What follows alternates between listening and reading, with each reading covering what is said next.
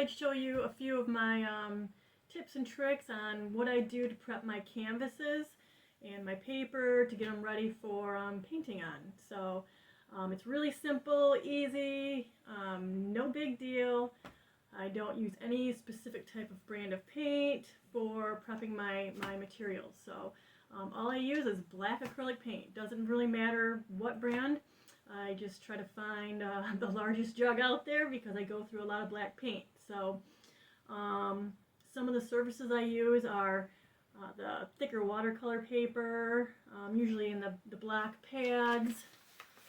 This is just a Canson paper, and I love it because there's a whole lot of sheets there. So I use that often. They have a lot of different sizes. I use larger watercolor paper sometimes, and then I actually love to use just my scrap mat board. I have a ton of it because I do custom framing as well. So it's just nice and stiff, it's acid free, and oftentimes I just use mat board. So all I do is I take my old brush and some acrylic paint, black paint, and I just spread it on. It's not really too hard. I do not have any type of specific brush strokes.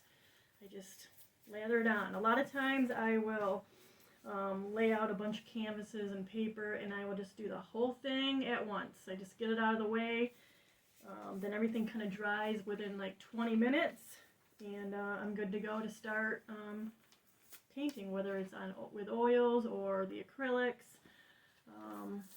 But you can use also black gesso. I've used that, but I just find that black acrylic paint just does the job too. So that's what I use.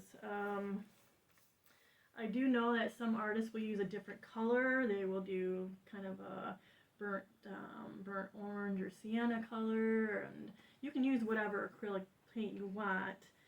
It's not my color. I just use black. I love the colors that pop off it. So that's all I do. I just spread it on like so, and that's it. 20 minutes later I can start painting. So that's the method to the madness. Thanks for watching.